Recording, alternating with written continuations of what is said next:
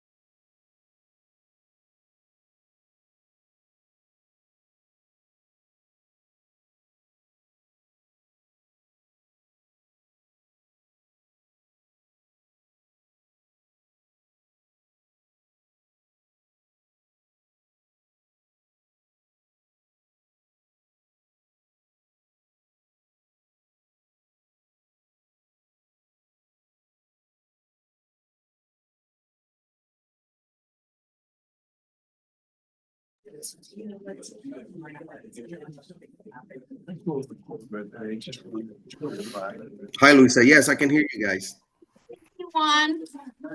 Hi, everyone. Ms. Bosom, are you on? Yes, I am. All right.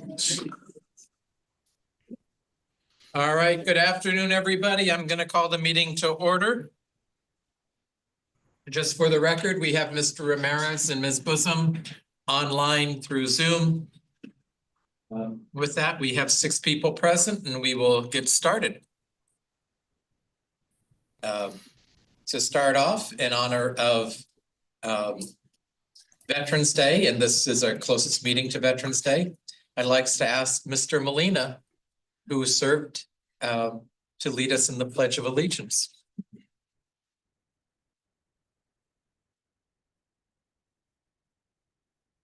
I pledge allegiance to the flag of the United States of America, and to the republic for which it stands, one nation under God, indivisible, with liberty and justice for all.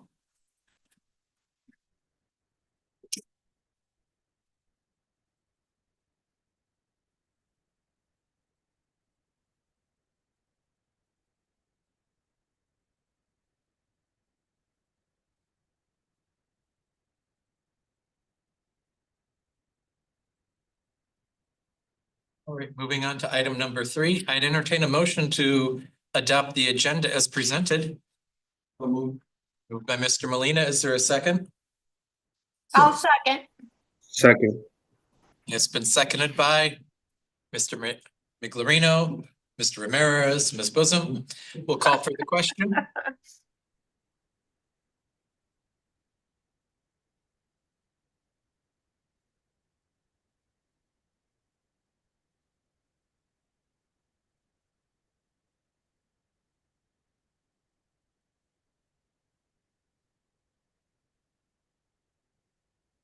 Are we waiting for anyone? Yeah, did you sign in? Mine's not on. It's just coming up right now. Please log back down. Sorry, you can give me a verbal yes or no. Yes. Yeah. Okay, yes, Jim. It's a yes for me too, Louisa. I timed out. Okay, Juan, do I have a yes for you? Yes. Motion passes. All right. Let's move on. Summary of current events. Dr. Stephen, you're up. Thank you, Chairman Straka. Just very busy since the last time we met. The first thing is we had our Experience Orange event, once again, which is an annual event. We invite anyone who wants to know more about West-MEC, kind of at a 40,000 foot view. We had probably just shy of 50 folks that came in from the community. So I did an update and overview, and then there were some other activities that they had while they were there. So just learning more about West-MEC, the enrollment process, who is West-MEC, how do we work, those kinds of things. So it was a very exciting event for Experience Orange. Another really cool thing happened on Friday. I did an on-air or on-camera interview with Theo Manival. He's with the French public television channel France 5, and he saw our work with the semiconductor industry at our Northeast campus and happened to be in Phoenix and did a spot on our advanced manufacturing with the focus on semiconductors. So once we find out when that's going to air in France, then they'll send us the link so we can watch that. And in fact, I think you were spotted when you did one of your Ironman contests or something, didn't you? with the same station. In Rome, it was a run. And I somehow ended up on French Channel 5. Yeah, so it's the same channel, so it's kind of ironic that they're here to see us, which is really cool. Yeah, I attended a great West-MEC West Valley Tech Business Summit this morning. I was able to be there for an hour, picked up some pretty good information and data that I'm going to email each of you some slides to take a look at about kind of the economic development culture of what's going on in the West Valley. It's just blowing up. It's just exploding. And many of the major projects that are coming to Phoenix are all coming to the West Valley. So that's good news. Got a chance to tour Natterburg's new high school, Mountainside, and they are still interested in trying to get a West-MEC program or campus of some sort next to them, which would serve the Natterburg and Wickenburg areas and maybe the North the North Dysart and kind of the eastern edge of Mountainside or Saddle Mountain. So we're going to talk about that. They've got about 80 acres there that they want us to take a look at some point in time down the road. Got a chance to tour with the RPS Education Foundation from Richmond, Virginia. They came to our Southwest campus. They were gifted about a 200,000 square foot warehouse, old tobacco warehouse, and they're looking to start their own CTE program in Richmond, Virginia. So they brought a team out and visited our Southwest campus, which was fantastic. Some more great news, the Haley Foundation, if you don't know who they are, they're the owners of Discount Tire, and they have a foundation, and we've made it to round 2. We submitted a $1.5 million proposal to help in expanding our welding program, which would include instructors, instructional coaches, equipment, facilities, and different things like that. So we just did our interview just this week, and we'll hear on December 4th if we were winners of the awarded $1.5 million. So we're excited about that as well. Did a Northwest campus tour today and a conversation with the Sonoran Secretary of the Economy and Secretary of Education from Mexico. They're up doing some scouting out of our programs and services and our CT programs, looking at ways in which we can work in collaboration, and also they can take some of our ideas and innovations down into the Sonoran area in Mexico. So just a great conversation with about 5 or 6 gentlemen that were here today. Agua Fria campus, the demolition has started. They've pulled off all of the coverings, and the blacktop has all been dug up, and so that's off and rolling. And I want to publicly thank the city of Avondale and Agua Fria for all their help and support, because without the city of Avondale, this project wouldn't be open or couldn't be open in July. And they got their entire team together and really has just been a great support for us. So I want to thank them publicly for all the great support and help. Did a Microsoft Teams meeting with Arizona Senator Rosana Galbadan in District 21. She's down south around Tucson or south of that. Had a great opportunity to share West-MEC's great stories and update and overview with, I'll tell anybody the story. So I got a chance to do that, and she really appreciated that. Had a discussion on regional workforce strategy with Scott Holman. If you remember, Scott Holman was the Chief Human Resource Officer with TSMC. He stepped away, and now he's the consultant working with Amcor up in Peoria to work on their workforce development deployment strategies. So now we brought TSMC and Amcor together collectively to look at the CHIPS Act funding for West-MEC and also for the region. And then also they're looking for operators for the back end of the semiconductor manufacturing process. Amcor will do the testing, research, and packaging. That's TSMC actually produces the wafers, and so they're going to be looking for specific types of operators. So now we have that first conversation about what that position might look like, so West-MEC can work and trying to provide some workforce for Amcor. We held our Superintendent's Institutional Advisory Council, had several superintendents there along with community members and businesses. Got a chance to provide an update and an overview of West-MEC, and then DLR was there to provide get some feedback for the new Southeast Campus and our next programs and services based on business and industry needs, and feedback from our partner schools, which was fantastic. Attended the Agua Fria Leadership Alliance breakfast, where the leaders of each of the groups got together, because you now know they have the academies of the career academies of the Southwest Valley.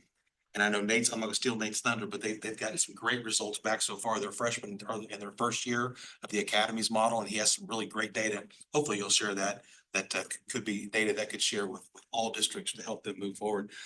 We had the pre-application meeting with City of Avondale, went fantastic, and then had a chance to have breakfast with Ray McGuire, who's a plant manager at Nestle, and really just kind of start circling the wagons around the loop. And he was very appreciative of the work that we're doing to produce the technicians that he needs at the Nestle factory. And then I got an update on their bottling procedures and what's going on over there. So I'm going to stop right there. That's kind of what's happened between the last time we met. So just a lot of great things happening around the valley. Where is that Nestle's plant? It's on Old Northern Avenue, just north of the Luke Air Force Base. That's what that is. Yeah, if you go down the Northern Yeah, Expressway. it's out in the open all by itself. You'll see it off on the south side. Used to look like this huge scaffolding. There was a bunch of scaffolding there. That's their refrigeration area. Their domestic products, the coffee making. That's all I have, sir. All right. Mr. Ramirez, any update? No, not for me. Thank you. Ms. Bosom? Yeah, I have a little bit. October 11th through 10th, 9th through the 11th, I attended the ACT best practices in Portland, Oregon.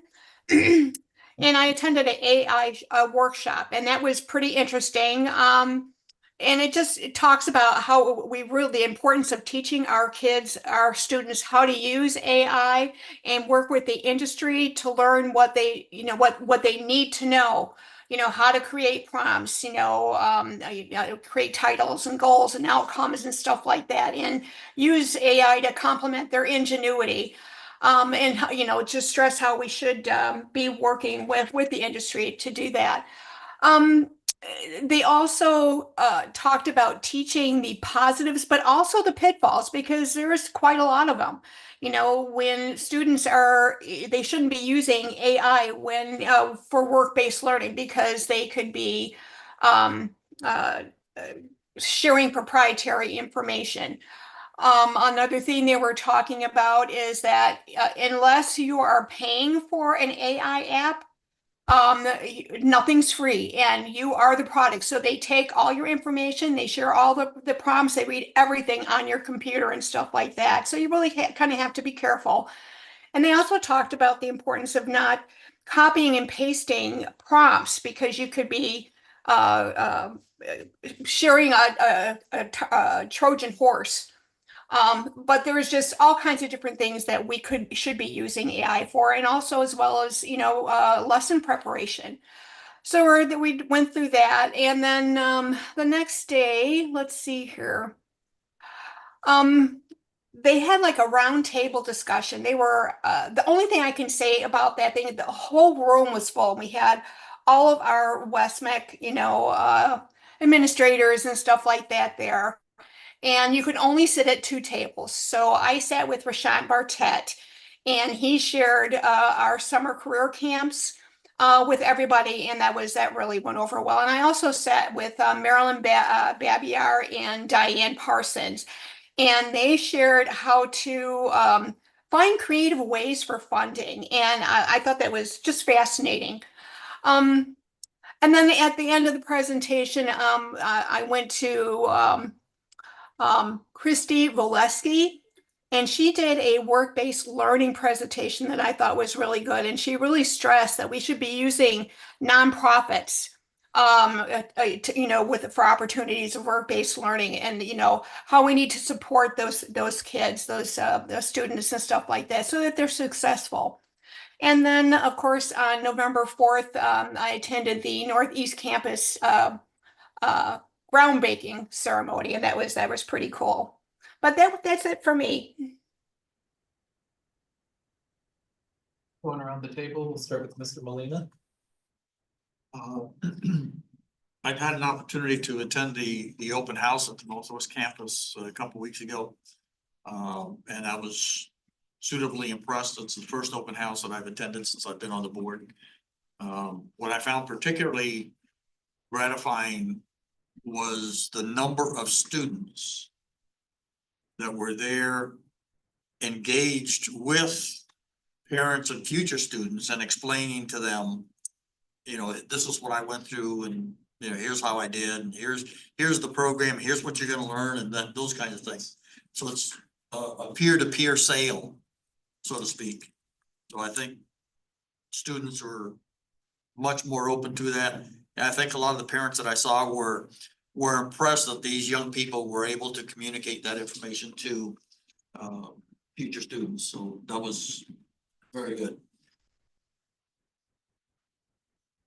A couple of open houses out at Southwest and Northwest, and the groundbreaking, and I think an advisory board or 2.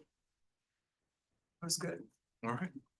Yeah, I would just congratulate the staff on the groundbreaking on November 4th. It was exciting to move on to the next step. The campus is full. You know, my biggest concern is having parking for everybody, but well done on the groundbreaking. I appreciated the opportunity to attend the International or ASBO conference. And it gave me a great chance to interact with Robert Garcia, a great person and a good board member. I mean, it was a terrific meeting, but that opportunity was there. The other thing that I wanted to point out is everything, break after break, meeting after meeting, was AI. And the answer is nobody knows. AI is different in every community, in every state, and nationally. It hasn't even been determined, and it depends on all the kinds of different data and the people.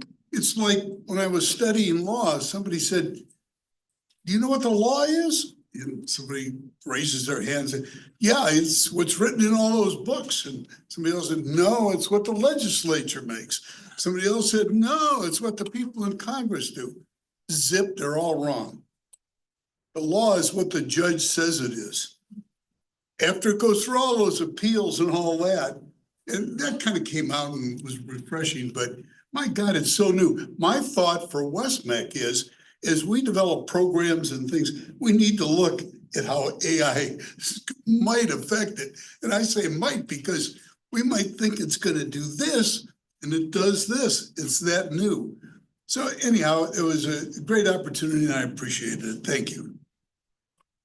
Thank you, everybody. I will move on to section D or section C, call to the public. Ms. Brown, do we have any cards? One more call to the public. Anyone want to speak to address the board? All right, moving on to recognitions and celebrations.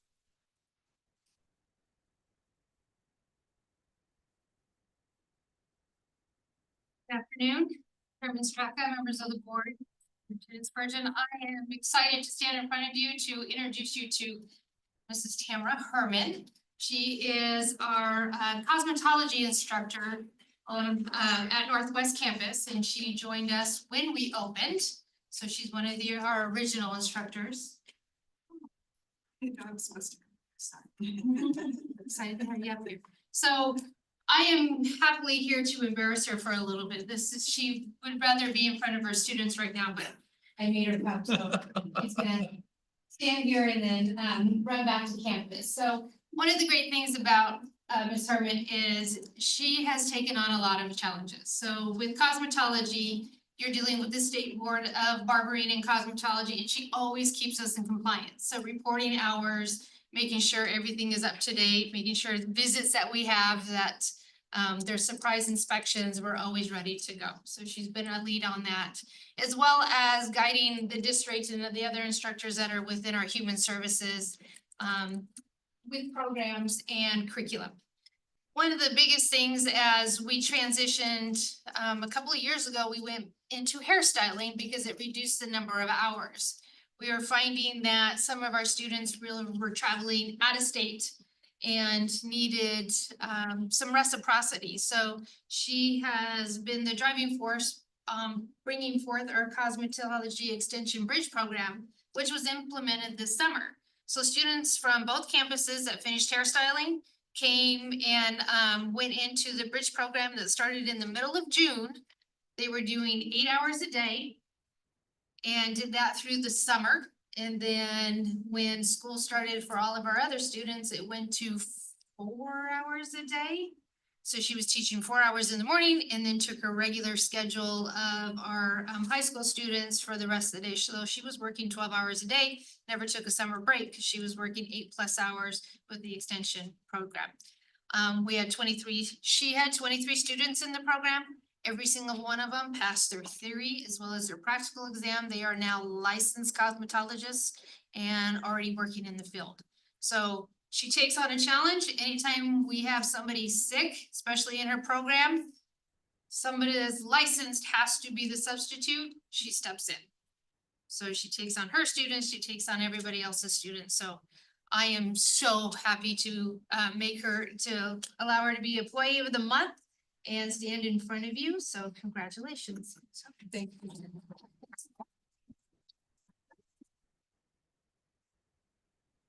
I am very thankful and blessed to be working at West-MEC. And also, if we didn't have a great admin at our campus, all this would not fall into place like this.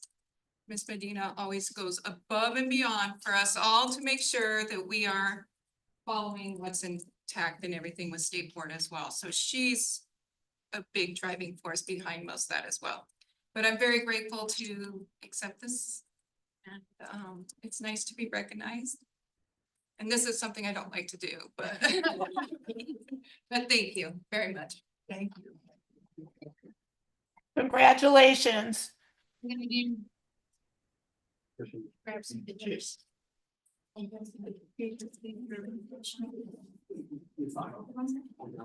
Just do this one. Miss Wiley. Oh, yeah. First way to- She's all fancy today. She's got all her. Thank you for what you do. Thank you. Congratulations. All right. 1, 2, 3. And one more. 1, 2, 3. Congratulations again. Thank you. Mr. Johnson's very good too. Thanks for helping. Thank you, thank you. Thank you so much. My pleasure, thank you. Hey, Chris, couldn't you wait till I get taller? What's that? Couldn't you wait till I get taller? At your age, you're getting shorter. All right. Next, this past Monday was Veterans Day and allows us a chance to reflect and recognize and appreciate those that served our country. And I want to take this moment to recognize board members as well as staff who have given their time to serve our country. And we're very thankful for their service. As I read each name, if you are here, I would just ask that you would stand. We'll start with the Air Force. Robert Chambers, Troy Gableton, Matt Heath, Gary Hinsky, Jay McDowell, Matt Still, James Urban. Serving in the United States Army, Kim Canada, Michael Hopkins, Dr. Aaron Parsons, and governing board member, Mr. Edward Molina. Serving in the Marines, Lorenzo Coffey, Richard Jones, and governing board member Robert Garcia. In the United States Navy, Paul Getz, Timothy Johnson, Richard Messina, Raymond Trujillo, and Bruce Wilson. And finally, in the National Guard, Patrick Clausen, and instructor and former board member, Mr. Charlie Ellis. Thank you all for your service.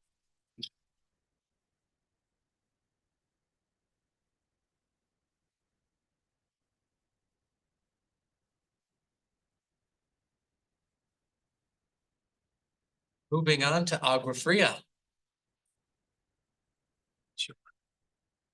What's their name? Roman. To the meeting. Thank you. Well, good evening, Mr. President, members of the board, Dr. Spurgeon. I am excited to be here tonight to provide an update for where we are with our academy transformation in the Agua Fria High School District, and also give some updates and shout outs to our CTSOs that had some successful summer competitions. But first, our academy transformation started really about 4 years ago when our superintendent, Mr. Mark Heeslis, came in and we redid our strategic plan.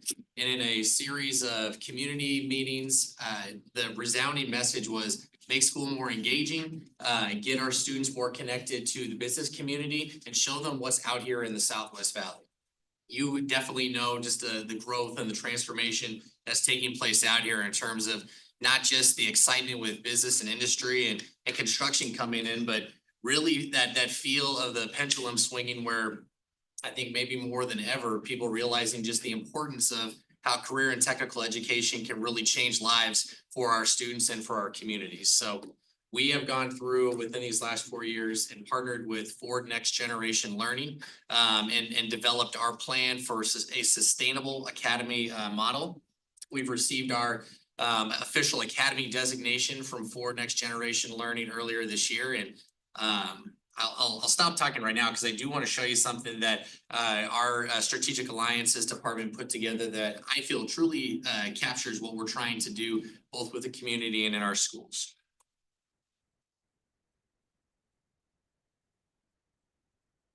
At Agua Fria High School District, students pave their own path toward success, whether it's through career pursuits, higher education, or enlistment service. We pride ourselves on our close collaboration with the local business community, guaranteeing that what students learn in our classrooms directly reflects real-world standards. This energy has brought forth the prestigious academies of the Southwest Valley.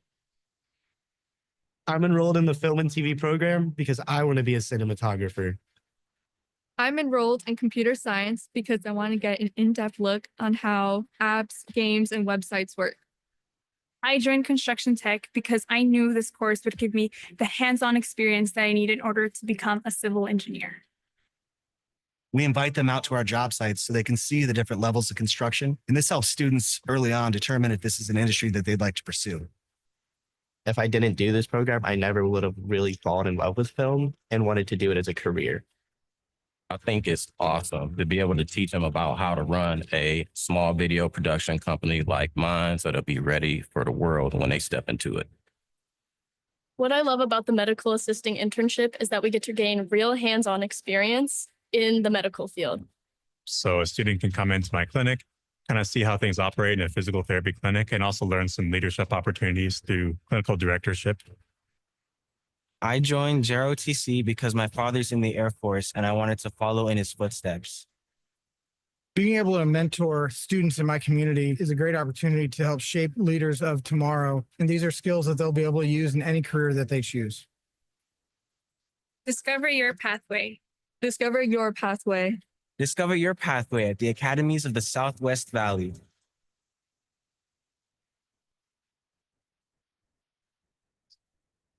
So I think that video really does a nice job of showing what we're trying to do. We really do want to bring community industry into our campuses. And we do want to get our students connected with the businesses in the area because we want them to see whether it's, I'm going right into the workforce after high school or I'm going off to college.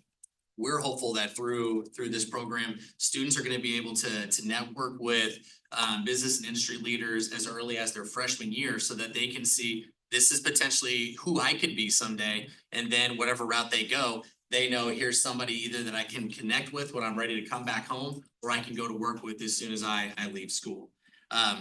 So really where I think this is different than, our old traditional CTE model is that, on one hand, we really do want the community at the table.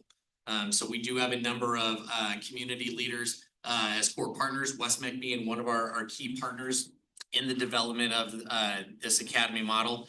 The others would include our city municipalities like the city of Avondale, Goodyear, Buckeye, the Center for the Future of Arizona, Estrella Mountain Community College, the Southwest Valley Chamber of Commerce, and then also West-MEC, who's our lead convener in this the planning process. So, with having not just a school functioning in a silo, but also having that community support, we feel very confident and excited about the plan we have moving forward. Then the second piece that makes it different is that this really is a program that is now for everybody. We've had award-winning arts and CTE programs for years, but only about 40% of our students have taken advantage of those programs and see them through to completion. In our academy model, every one of our students, starting with this year's freshman class, will go through one of our career or creative pathways. And so how this work. At Agua Fria High School District. There we go. How this works, and one of the ways that we really wanted to kick this off was to develop the freshman experience course. So every one of our freshmen on our campuses this year, they're in a year-long course where they go through and they learn our portion of our graduate skills. They get introduced to AI and how do we use it responsibly within our schools from a digital citizenship lens. But most importantly, they go through the entire first semester and explore every career pathway on their campus prior to selecting a pathway that they would start their sophomore year.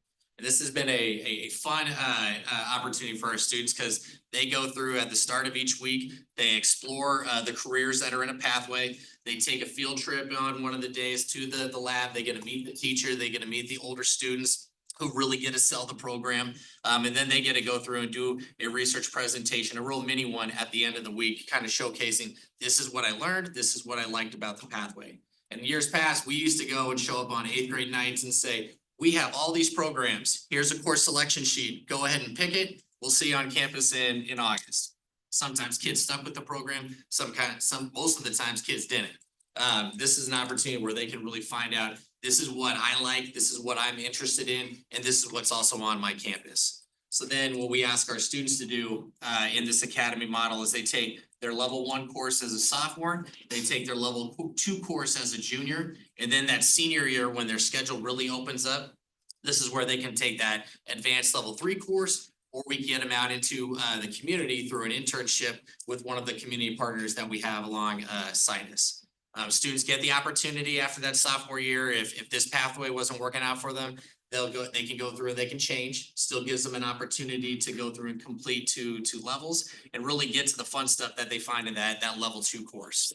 So we're excited. This is the model that's starting with our current freshmen, our current sophomores, juniors, and seniors. They're continuing on in the current CTE model, but they're experiencing the benefits of these community partnerships with increased guest speaking opportunities coming into the class, but then also increased internship opportunities within the community.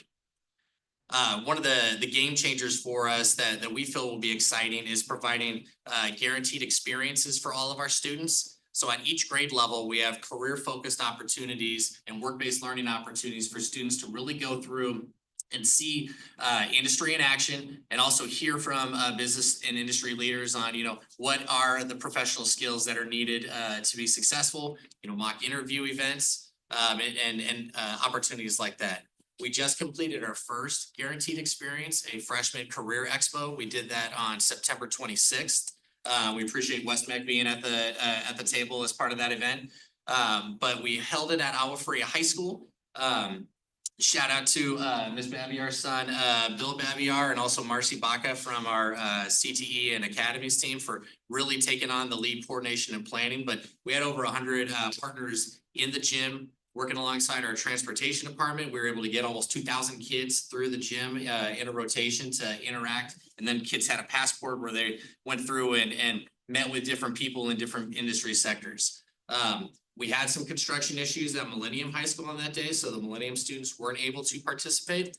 So we're rolling out an event on Friday, the 15th, at Millennium High School for Millennium so that they get that opportunity as well. It'll be just a little bit of a smaller event than the first one, but we're excited for them to go through that same process.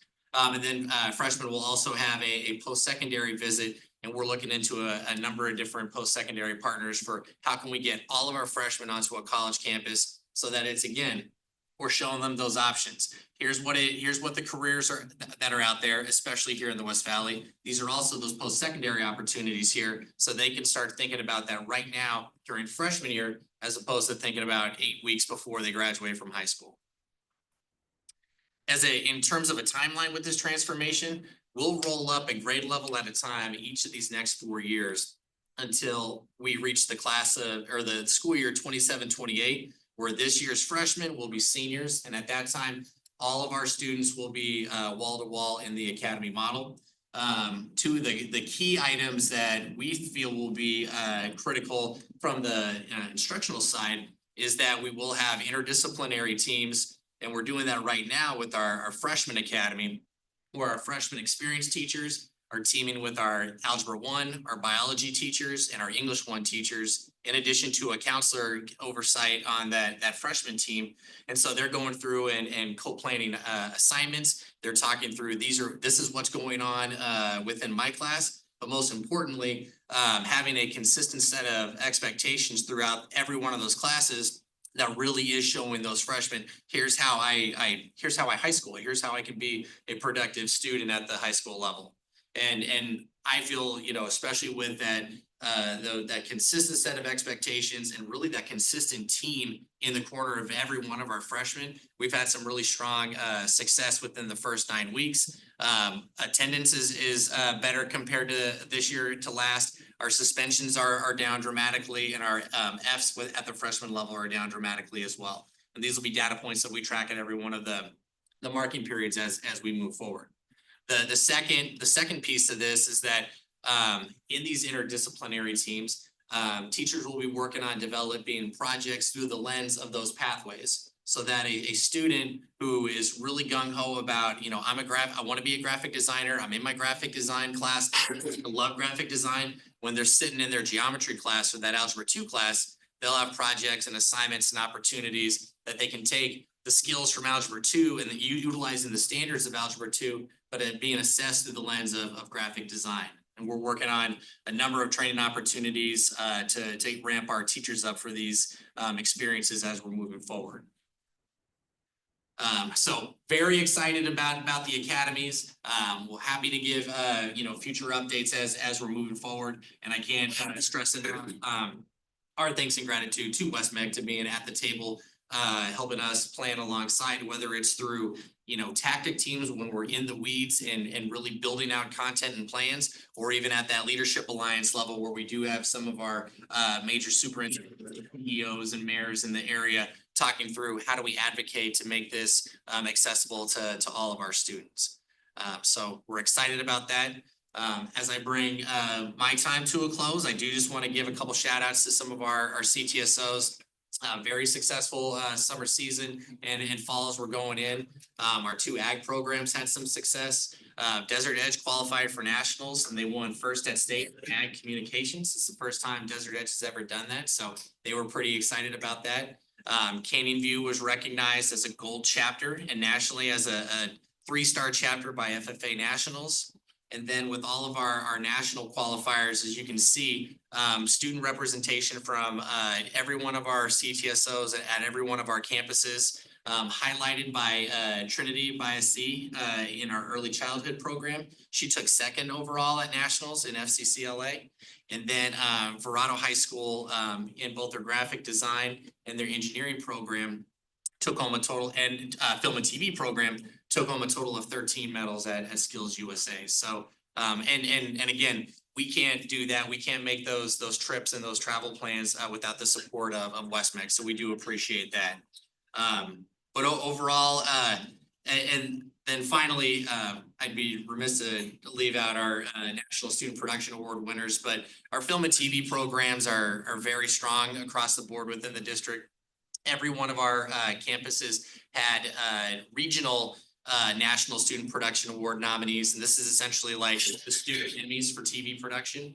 A number of winners, but these were our programs that actually have received nominations at the national level for national student Emmys. So very proud of our students at Canyon View and Verrado under the direction of Jeff Seeker at Canyon View and formerly Mike Walker at Verrado. Mike now is at the district office as a coordinator on my team.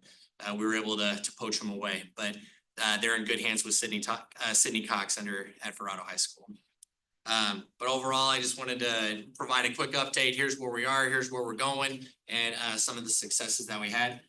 I don't know if I'm able to take questions or if I have time for that, but I'm happy to do so if that's okay with the board. I'll open up to any questions from the board. Feel your enthusiasm. It's very good. It's exciting.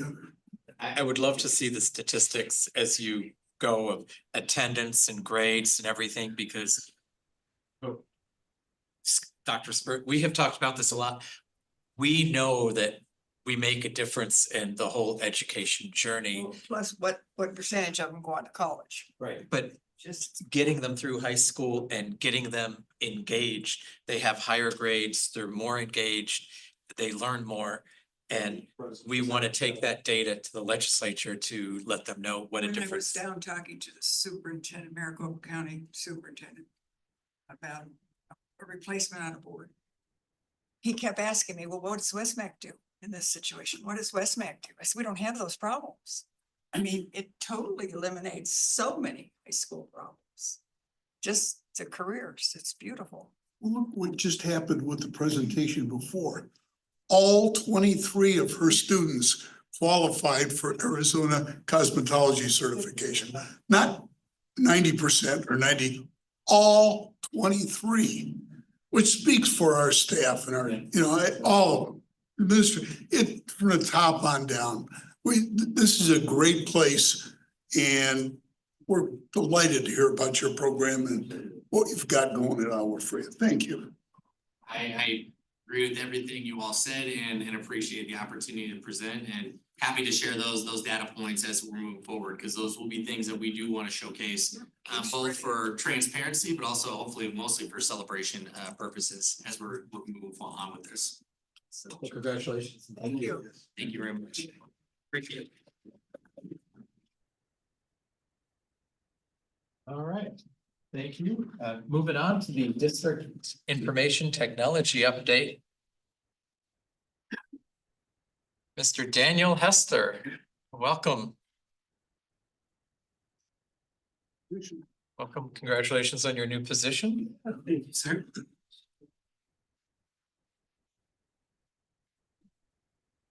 Chairman Straka, Dr. Spurgeon, members of the governing board. Leadership asked me to provide you guys with an update on what we got going on in IT. So I thought I would take this opportunity to introduce you to the team, give you a little idea of the landscape that we're supporting and what we have going on through the rest of this school year. So first off is me.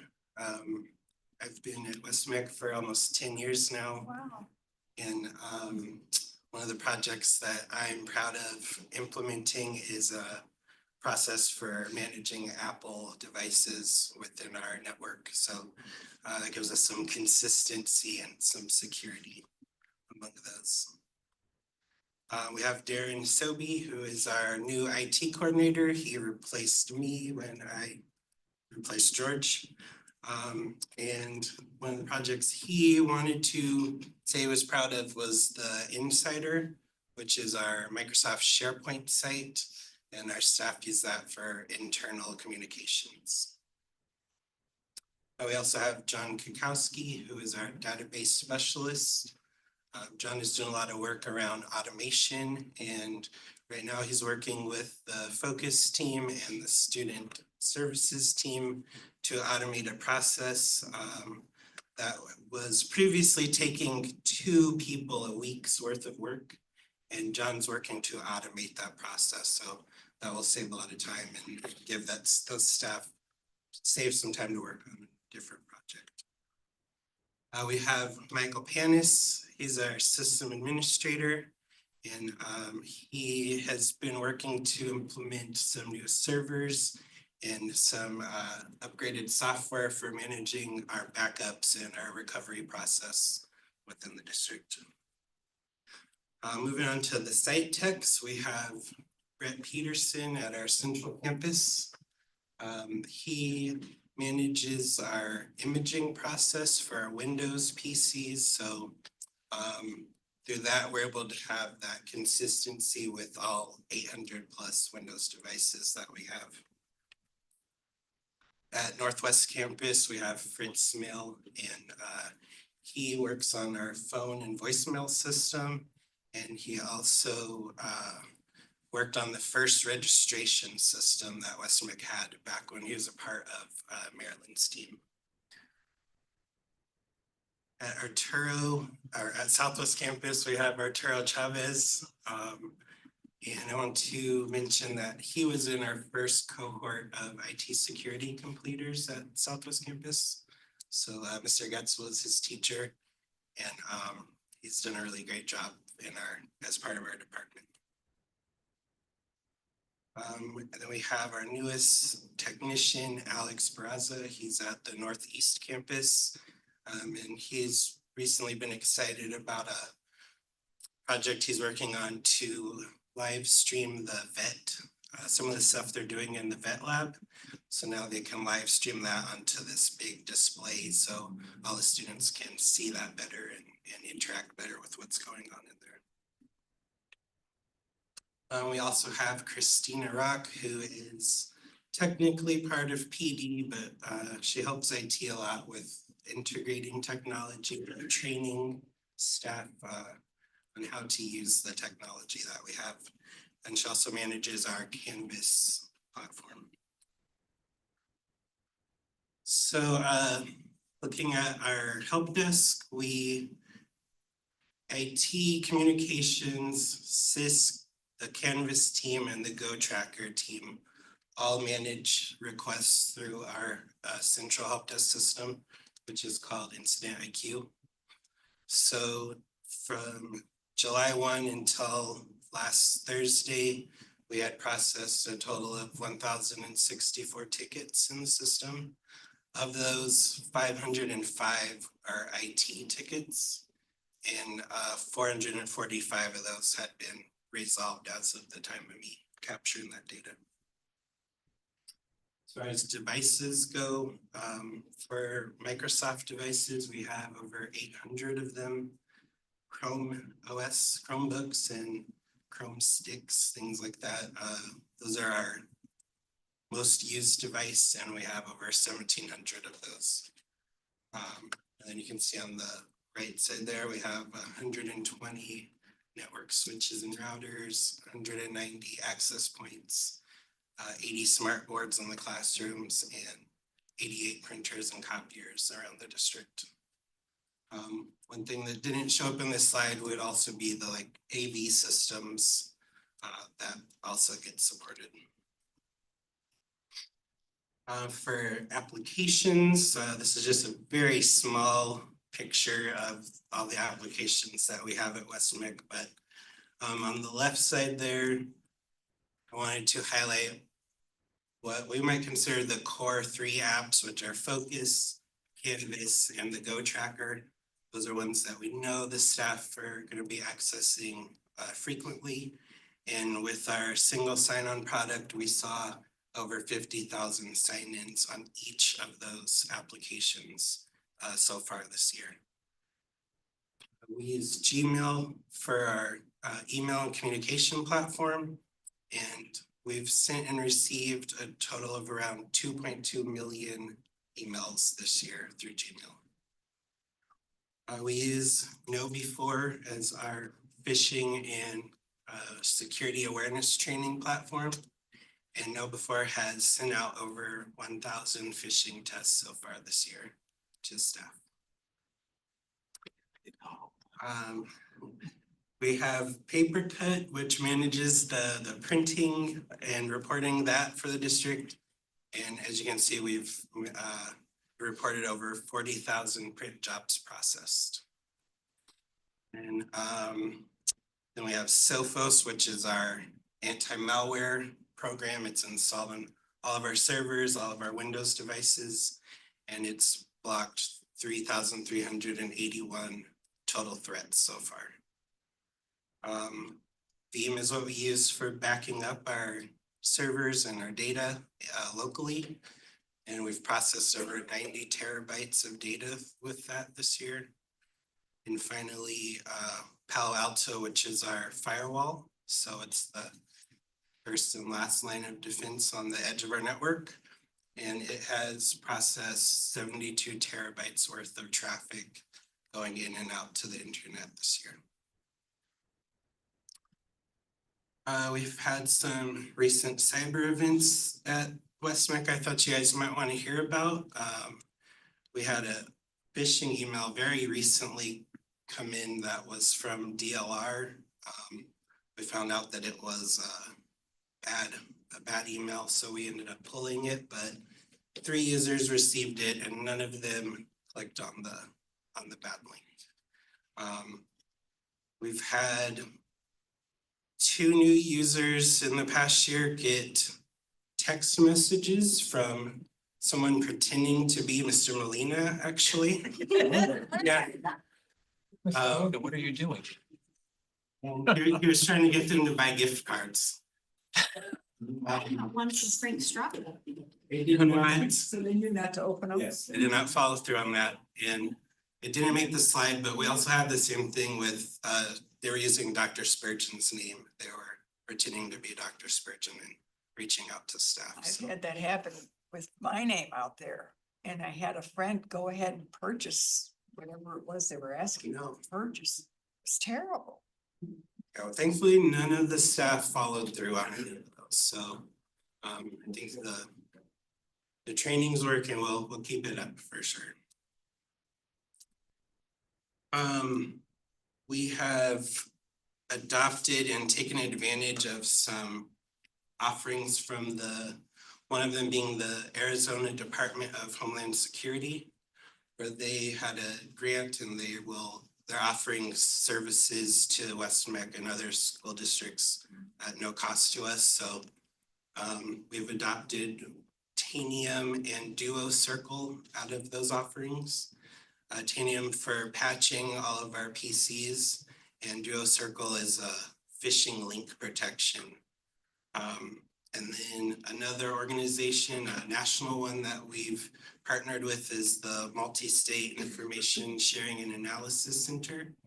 And they offer to members this URL filtering called Akamai, which is just another layer of protection that we can provide to our users. So we estimate that those 3 services alone are saving the district over $50,000 per year by taking advantage of that.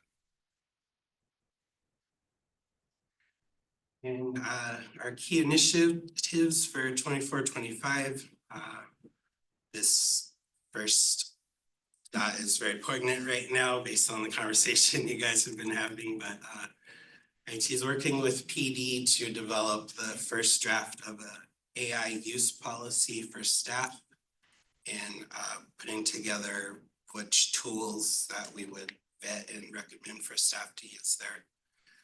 PD is also working with us on a training for staff around the use of AI. We are continuing to improve our wireless security by adopting computer certificates. And so we continue to roll that out.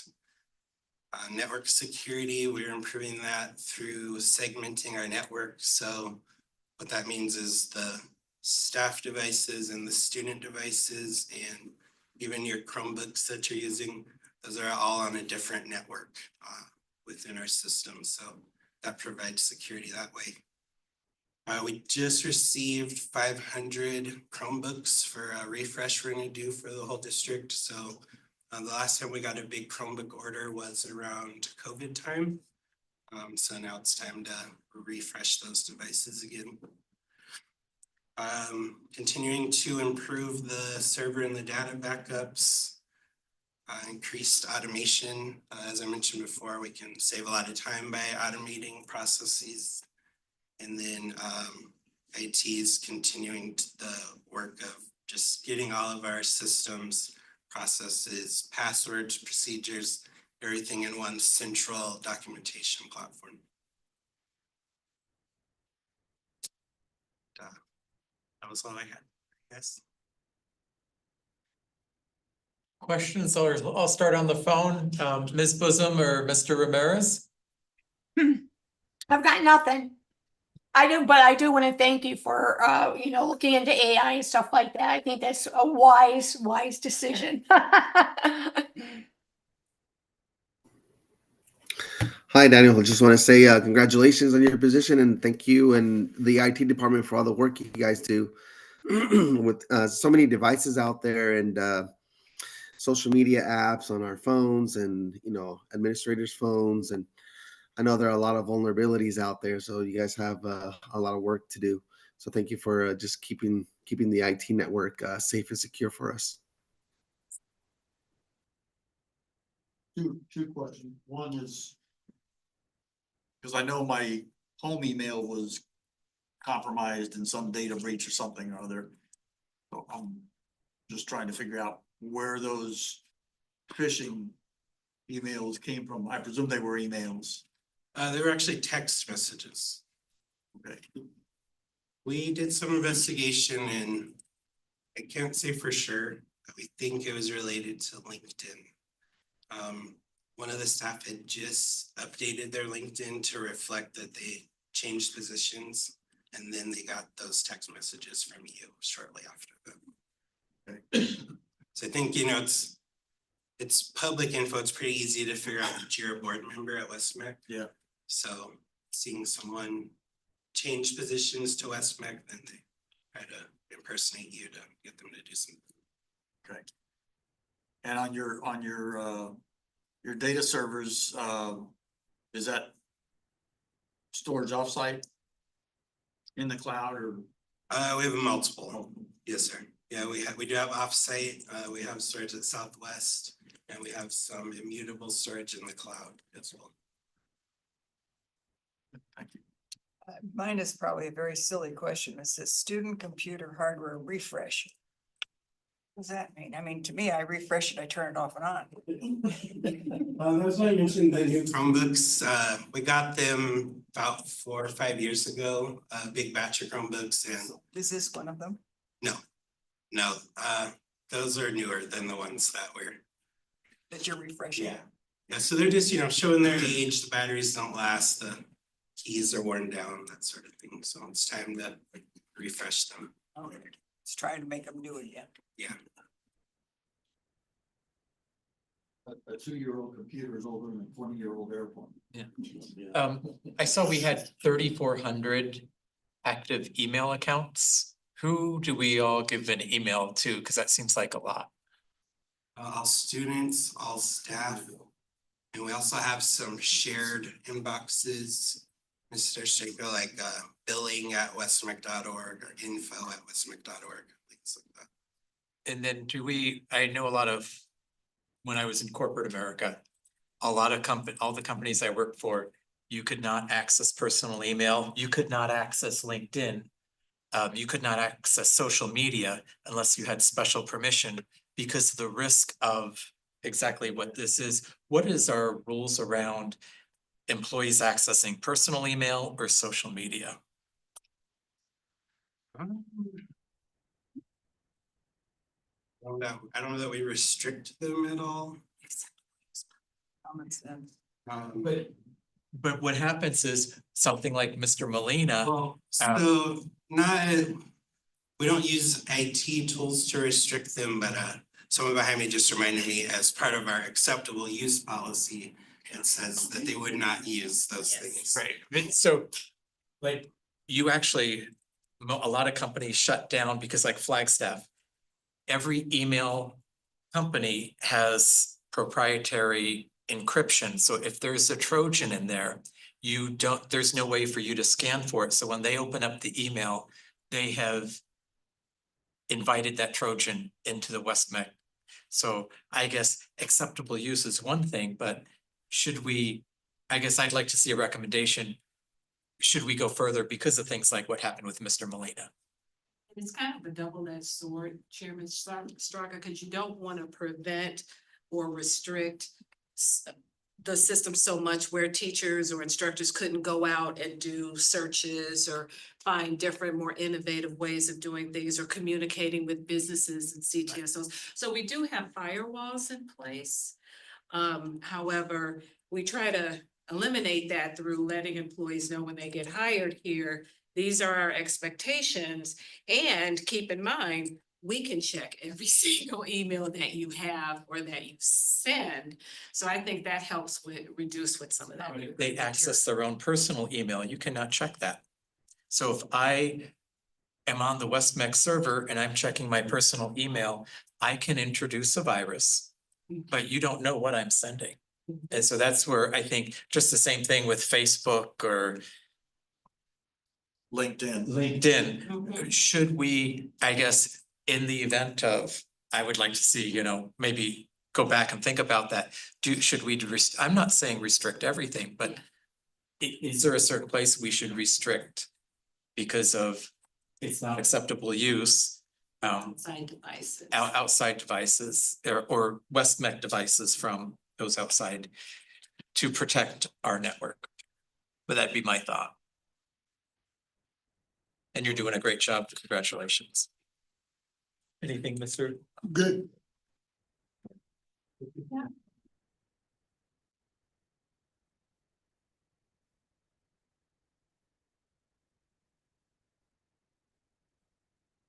Moving on to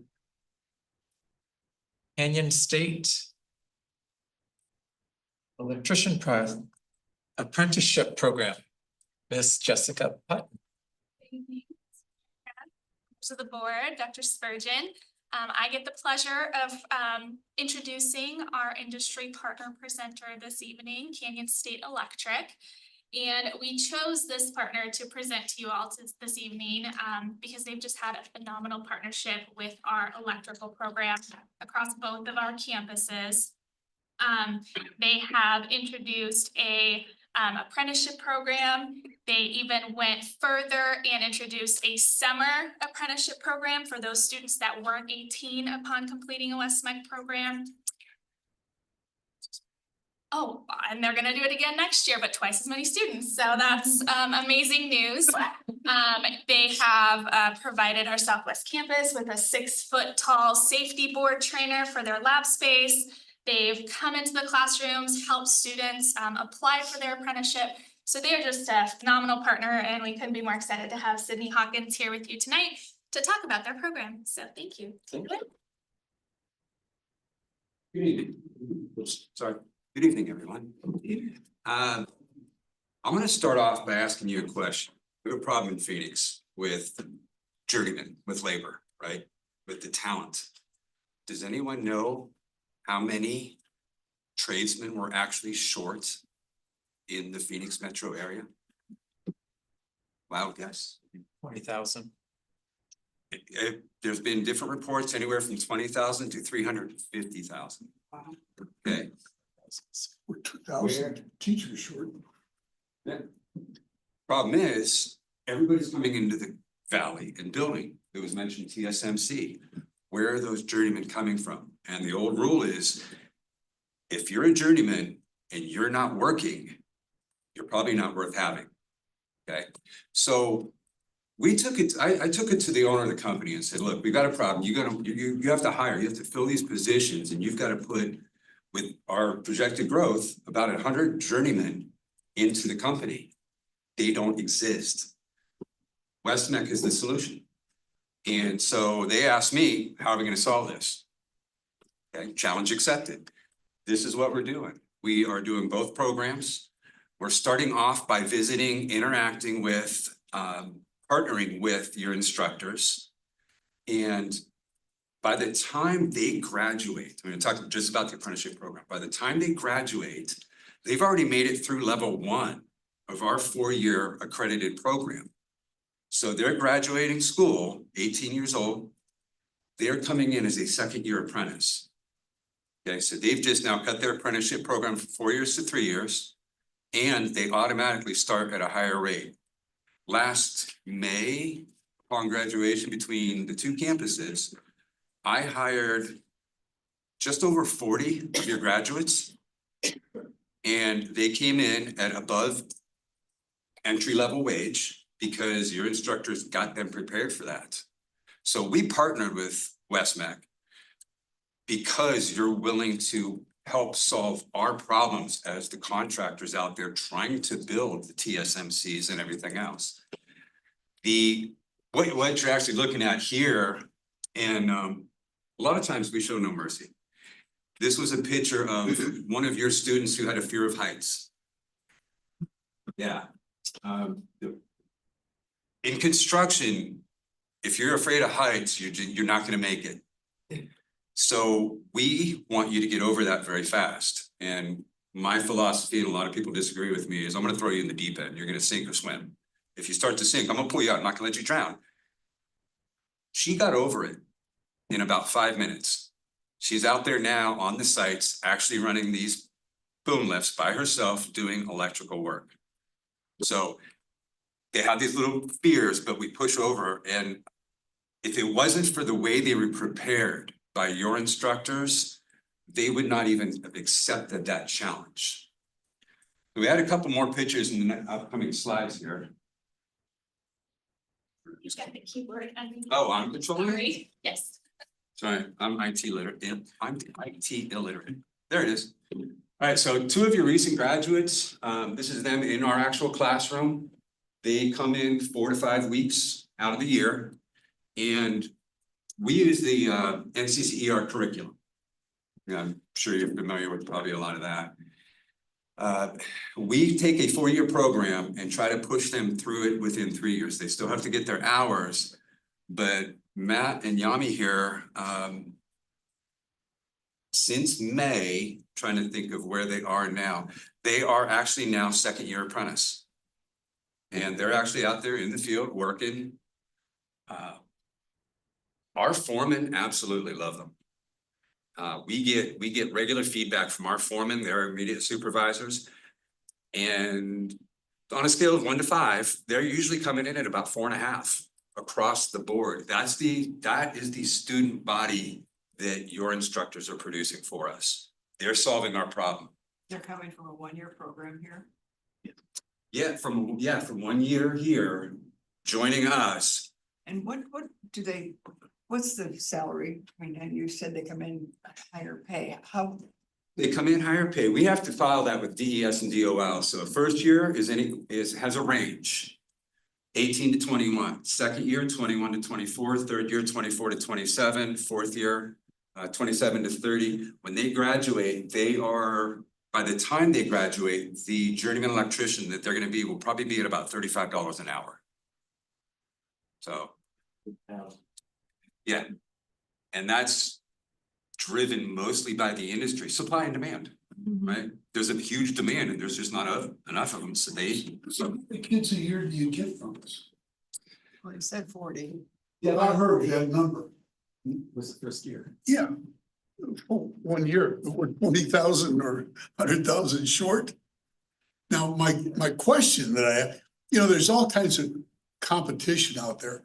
Are there competition places where they can go and become certified for your journeyman position other than West-MEC? Yes. Well, at the West-MEC level, it's West-MEC and EVIT. Sorry if that offended anybody by saying EVIT in the room, but yes, it's EVIT and West-MEC. They can go into other organizations like the ABA, IECA, WICA, and start their apprenticeship program there. The problem there is if they go to those agencies, and they're good in their own right, those agencies are educational only. Canyon State, and we're one of 3 companies. We are a contractor who manages our own apprenticeship. So when they come to us, we pay them to sit in class, and I'll answer your question here in just a second, they're starting with, but we pay them to sit in class, we pay them to be out on the job learning, and we pay for their schools, so they don't pay a dime. Thank you. Yeah, to answer your question, when they come in, it's the 18 to 21 is the first level. We bring the West-MEC students in at either 19 or 20. We have an entry level test, but we make them prove it. If they can prove it, we give them more money. Yeah, so the next slide, more of them. Actually, we have Aaron over there on the right side, one of your students from the North Campus, running a rigid 1224 threader. And he has become so proficient at it that they have asked him to join our fab shop just to do threading and conduit bending and things like that. I think he's still 18 years old. So developing quite a skill. And then just some of the instruction that we give them actually in the class, showing them just the little things, how academically they learn and they do labs in school. And then we transition them into, I don't want to say the real world, but the construction environment. It's a lot different than the classroom environment. But this is just another group of that 40 that I hired last May. May or June. So what does it mean? When your students graduate, they are automatically put into an indentured electrical program. A lot of people also do not know that Arizona is not a licensing state. So a journeyman electrician is a journeyman electrician because they say they are a journeyman electrician. They don't have to go down and test and prove it. If I get my way in 10 years, that's gonna stop. Because I am tired of guys coming in and saying, oh, I'm a journeyman, I've been doing it for all of 4 months. No, yeah. You can see the problems that persist. So they're actually gonna graduate with a certificate from the Department of Labor that says they have completed this 4-year program. When Arizona does become a licensing state, that is all they need to go down and take that test. We're gonna make sure that they get that. Direct entry into the market. Half-year graduates right now, I don't know if you've heard of the data centers, Moonraker, Stack. That's where they're working. And they're gonna be out there, I think we're under contracts probably until about 28. So they are literally gonna finish their apprenticeship program on one massive job. Higher starting wage, we did talk about that. Access to a toll part. Some of the other things that we try to help do, they come to us, they're fresh out of high school, probably haven't had a job. So we make sure that they get tooled up right away so they have the tools to actually do their job. They're in control of their future. And I'm not saying that every student that we get from here stays with us. Some do move on to other companies. Unfortunately, some of them end up getting fired. Some of them ended up, but that's just normal. They don't quite understand what the construction is. And then their first real wake up call in July is, yeah, you gotta be on job site at 3 a.m. Just a couple people fall off. They don't like that 3 a.m. call time. It is a highly desired skill. And I think you understand that. The trades are, it's a common misconception. Most people think the trades are underpaid. Say, oh, a journeyman electrician makes $17 an hour. No, our journeyman electrician are generally pushing 6 figures. Okay, the construction industry is a good industry without the debt, which is obviously that last point. The internship program, we had 16 last summer, and these are your juniors going into the senior year. We bring them in for 8 weeks if they want to join the program. And a lot of them that came to us last summer, start time 7:30, they were showing up at 5 a.m. So you are producing not only educated, but driven individuals who are willing and looking to become part of society and an adulthood life. So for that, I congratulate you guys.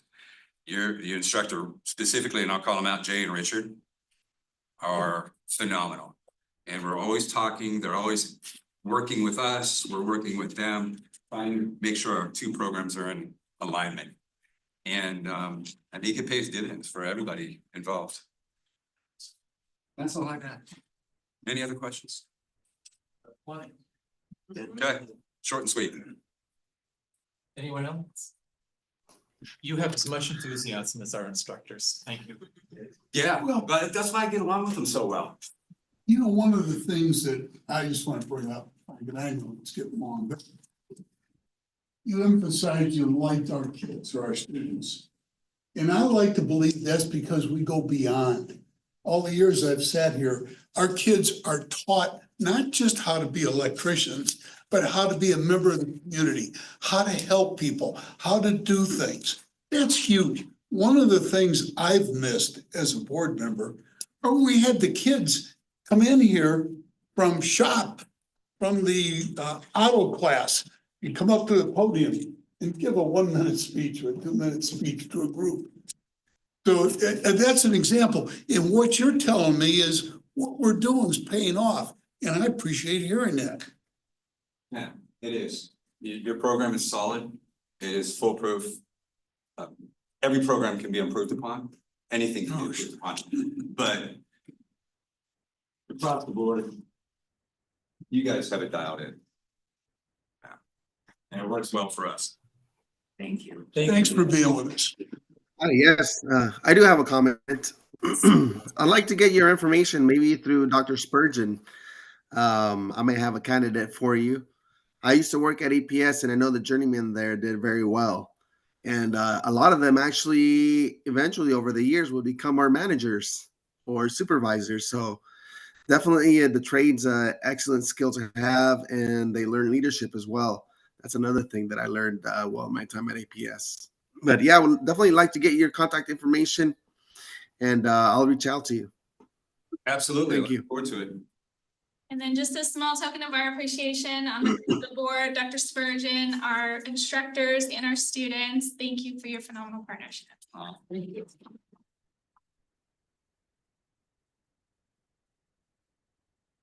I appreciate this, honestly. It's a two-way street. But thank you. Thank you.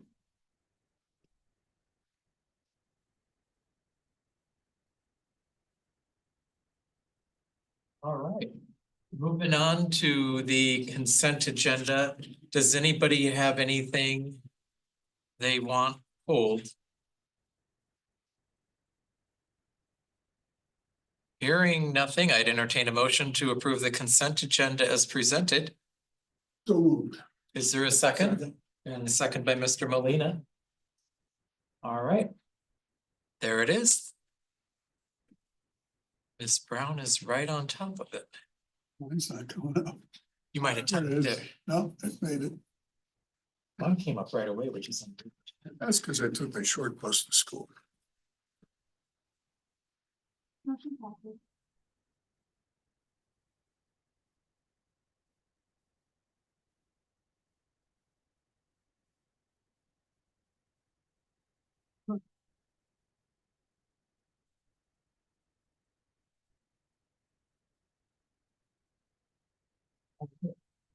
Moving on to the strategic plan.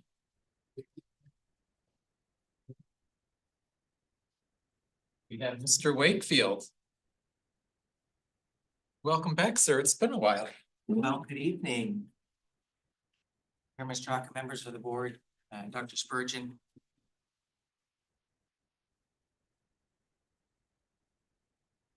There it is. Well, thank you for your time this evening. Let me just take a couple minutes and tell you a little bit about the strategic plan. I'd like to start with a history very quickly. That's just so that you're aware of where we were and how we got to where we are today. In 2020, we finished the second strategic plan and then began to plan for the third. COVID happened, so all the work that we had done, many of you will remember, was done via Zoom, and we're making sure that we're planning the strategic goals for the district over the next 5 years. So we selected this name of Aurora because an aurora is an amazing spectacle that can only be seen in a couple of places around the world. And that's really what we wanted our strategic plan to exemplify. Wonderful things that happen at West-MEC that can only be seen at West-MEC. And so we began with this idea of Aurora. And as we began to plan the strategic initiatives for the district, as an entire organization, we believed in this idea of collective work, making sure that it's coordinated and not done in a silo, and then knowing that we must collaborate to be able to accomplish all of our goals. So we were committed to these three values as we began to work strategically. When we built the strategic plan, we landed on 8 goals that were around the learner. You can see the experiences that they have, safety, work-based learning, their credentials that we've talked a lot about, their ability to be career ready, as you just heard, and so forth. So these were 8 of the goals around our learners that we worked with. And then with the second theme that we built was this of our stakeholders. You just heard about a stakeholder talk about the value of West-MEC. We have post-secondary partners. We have people from business and industry. We call our student stakeholders, our employee stakeholders, as well as many people that live in the community. So these 6 initiatives came and were focused on our stakeholders. And so we launched the strategic plan. And then as you well know, Dr. Spurgeon joined our team and has done tremendous things with our work here. And under his leadership, we began to think, how can we organize the strategic plan so that there's this vertical articulation of district initiatives that then flow into the work of the employees. Because we want to believe that the strategic plan is our everyday work, not work in addition to the work that we do at West-MEC. And so from this, we came up with what I call the big three. We talk about credentials, achievement, and literacy. And these are the big three goals that we make sure that we are focal. But then as you can see, we have other goals. There are 11 remaining goals that we have organized that feed into credentials, feed into student achievement, and then career literacy. And then the foundation of all of those are caring for our employees, ensuring that we have employees that enjoy their work, that are passionate about their work, that are equipped with their work, and the importance of our community partners, and then keeping our students and our employees safe. So all of these goals, although we focus on credentials, achievement, and literacy, are part of our work that we do every day. IT department talked about their big initiatives that they did. And those fit into the strategic plan. Maybe they aren't feeding into credentials, achievement, and literacy, but they're meaningful work that occur every day. So we don't adopt 2 or 3 goals every year. We adopt the strategic plan in a holistic manner in all the work that we do to move the organization forward. And so some of the accomplishments, we call them major, but they're different than the big three with achievement, credentials, and literacy. You'll see that the C&I department worked on a tracker that tracks work-based learning experiences.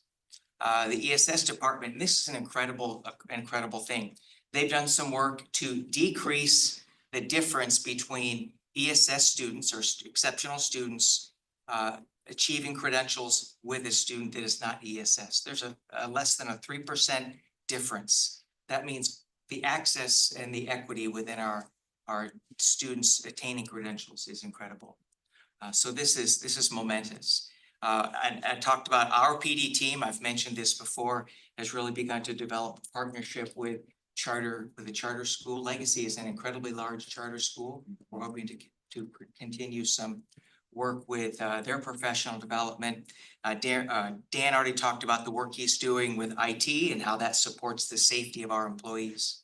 And then the Human Resource Department is also working to streamline some onboarding and application. So you can see that there's other work that's occurring within the district that's aligned to the strategic plan, but is meaningful work that moves us forward. So with that, I'll stand for some questions regarding the strategic plan. Questions from the board? Anybody on the phone? I'm good, thank you. All right, and then Dr. Spurgeon, I believe we need an approval of the update. So moved. It's been moved by Mr. Miglerino. Is there a second? Second by Mr. Molina. Hearing no more discussion, I'll call for the question.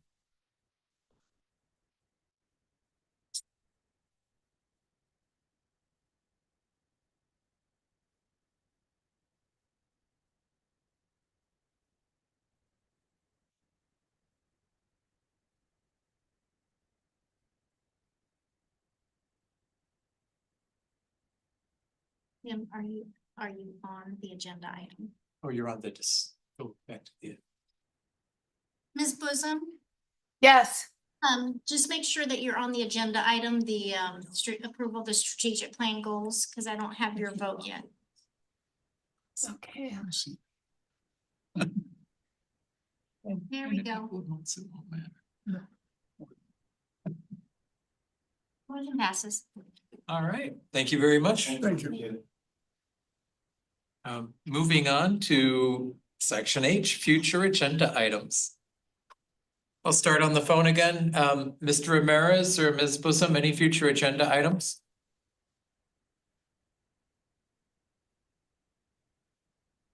No. None, thank you. Anybody at the table here? Not for me, first time. Hearing the construction trades, I would just add one thing, and maybe it's not an agenda item, but I've been talking to a lot of custom home builders, And they told me they don't hire like framing contractors or plumbers anymore. Everybody's independent contractors. And the difference is a framer, instead of making 100,000 a year, as an independent contractor is making 750,000 a year. Which is a sizable difference. That's the profit the company makes. I'm just curious, do we teach our students about running a business in construction trades? And what those pieces would be, because I can give you a couple of custom home builders that they hire specifically. Because I thought, man, I missed my calling. I'd be a framer for 750,000 a year. Can I help? No kidding. That's more than I make. They've converted to this during COVID. Because they didn't want to lay people off and hire them. So that's exactly what you said. But custom builders are pretty consistent, and 200 people a day moving to the valley, they're going to continue to build. So we continue, no question about that. Wouldn't be the place I would move to today, but it's good for industry. Yes, sir. It's nice while it lasted. Yeah, it was until it lasted 1970. Well, correspondingly, in addition to running literacy and running a business, literacy on financial management. Yeah, financial management, the tax rules, bidding contracts, that whole, what does it really mean in construction trades to run a business? But I'm going back to what I said earlier. We try to develop the whole student. And I've missed that part at our board meetings where the students come in and sit up there and tell us we went to the old folks home and did this, or we had a food drive for here and here and we helped. And these are the kids that bang out the cars, took off their overalls, came in with a nice shirt and slacks, and came up to the podium and talked to us. So developing that whole person, including how to start their own business, how to balance a checkbook, how to make a doctor's appointment, show up for it on time. It just Credit works. yeah, it's developed, and I'm proud of what we're doing. I just I don't know. I haven't seen part of that come to us lately. Check it out. All right. Anything else? I would move down to a motion for adjournment. So move. All right. Second, we will stand adjourned till next month. Thank you, everybody. Shelley. I had this 5-acre lot and I was calling all these custom builders.